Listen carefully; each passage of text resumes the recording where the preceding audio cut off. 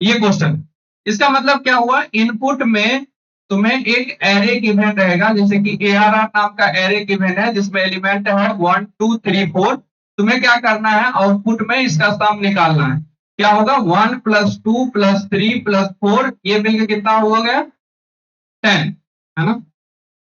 जैसे कि तुम्हारे पास इनपुट गिवन है ARR में, मान लो 4 5 7, तुम्हें क्या लिखना है, इसका सम। इसका सम क्या होगा, 4 + 5 + 7 मिलकर कितना होगा, 7 12 10 16 16।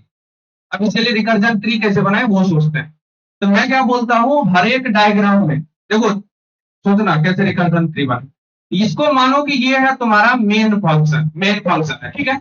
इसमें एलिमेंट क्या रहेगा, एलिमेंट रहेगा जैसे 7 2 एंड 9, सॉरी 3, ऐसे करके एलिमेंट सपोज करो। ये हुआ 0 1 2।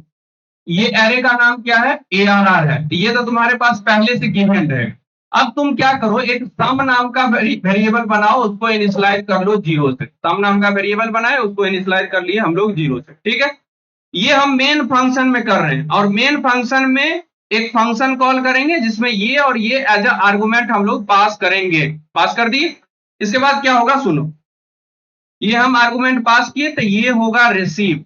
ये रिसीव हुआ, क्या सब रिसीव हुआ, तो 7 2 3, और सम में रिसीव हो गया मेरे भाई 0। ये हम मेन फंक्शन में किए हैं मेरे भाई, मेन। यहां से यहां रिकर्जन हो ही नहीं रहा है, यहां से रिकर्जन होना स्टार्ट होगा, ठीक है। चलो, सम 0 है। अब तुम क्या करो इस जगह पे कि अब हम लोग करेंगे प्रोसेसिंग वाला काम। तो ये यहां पे करेंगे प्रोसेसिंग वाला काम। प्रोसेसिंग वाला काम में क्या करना है कि सम में जो वैल्यू है उसमें तुम एक काम करो, सुनो, एक और काम करना है, सॉरी। इसके लिए तुम एक इंडेक्स भी बनाओ, 0 से उसको इनिशियलाइज कर लो, ठीक है। तो यहां भी तुम्हारे पास 0 रिसीव हो जाएगा इंडेक्स में, ठीक है। अब तुम क्या करोगे प्रोसेसिंग में, कि सम में जो पहले से वैल्यू है, पहले से क्या है 0, उसमें तुम इस इंडेक्स पे जो वैल्यू रखा हुआ है उसको ऐड कर दो। तो इस इंडेक्स पे क्या रखा हुआ है, 7। 7 को हम कर देंगे ऐड। अब सम में क्या आ गया, 7 आ गया। अब तुम फिर से फंक्शन को कॉल करो, फंक्शन को कॉल करो और पास करो ये वाला एरे, इंडेक्स में एक इंक्रीमेंट करके और सम का वैल्यू, तीन चीज हम पास कर रहे हैं, ठीक है।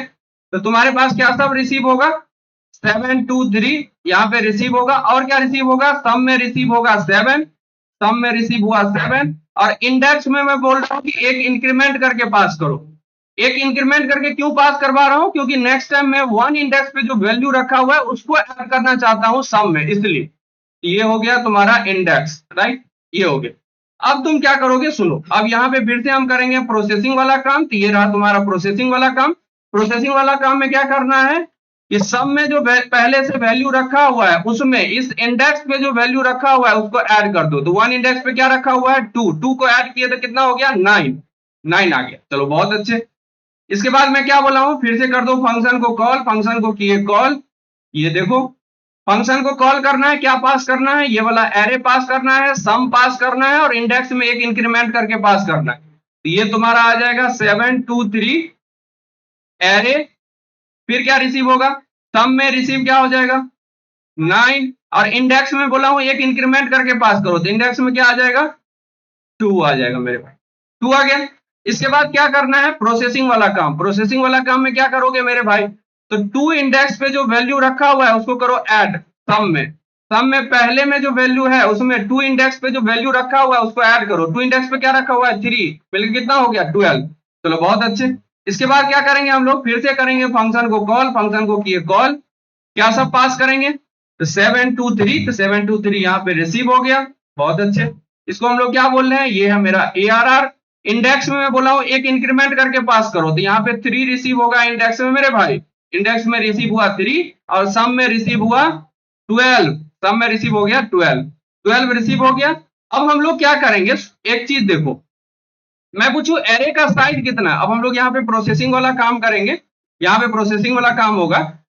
अभी मैं पूछूं कि एरे का साइज कितना है, सर एरे का साइज है 3, इंडेक्स में कितना वैल्यू है, 3 है। तो जब एरे का साइज इंडेक्स के इक्वल हो जाए, इसका मतलब ये हो गया कि सम कैलकुलेट हो चुका है। तो ये मेरा हो गया बेस केस। इस केस में हम क्या करेंगे कि रिटर्न करवा देंगे सम को। सम को रिटर्न करा देंगे। तो बेस केस क्या हुआ मेरे भाई, बेस केस क्या हुआ, इफ इंडेक्स किसके इक्वल हो जाए, लेंथ ऑफ ARR नहीं, ARR डॉट साइज के इक्वल हो जाता है। तो हम लोग इस केस में क्या रिटर्न करवा दिए, सम रिटर्न करा दिए। अब क्वेश्चन ये है कि सम जाएगा किसके पास, सम में है क्या वैल्यू, तो सम में कितना वैल्यू है 12, तो ये 12 किसके पास जाएगा, जिसने इसको कॉल किया, किसने इसको कॉल किया, तो ये फंक्शन ने इसने इसको कॉल किया, तो इस फंक्शन के पास आ जाएगा 12। अब हम लोग क्या करेंगे, यहां भी रिटर्न करवा देंगे 12, यहां भी रिटर्न करा देंगे 12, तो ये 12 किसके पास जाएगा, जिसने इसको कॉल किया, किसने कॉल किया, इसने कॉल किया, जिसके पास आ जाएगा 12। चलो बहुत अच्छे, फिर से क्या होगा, यहां भी हम लोग रिटर्न करवा देंगे 12 मेरे भाई, ये किसके पास जाएगा, जिसने इसको कॉल किया, इसको किसने कॉल किया, इसने कॉल किया, इसके पास रिटर्न होगा 12, ये रिटर्न हुआ 12।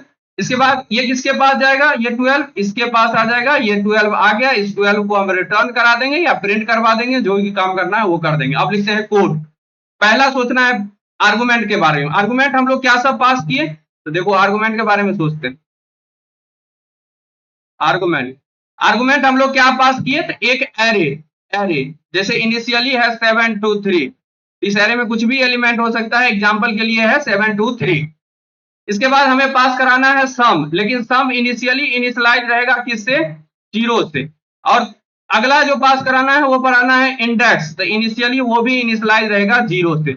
बेस केस के बारे में सोच लिए, क्या बेस केस था, नम्स का साइज यदि सॉरी एरे का साइज यदि इक्वल किसके हो जाए, इंडेक्स के, तो रिटर्न करवा देंगे सम, ये हमारा हुआ बेस केस, ये हो गया आर्गुमेंट।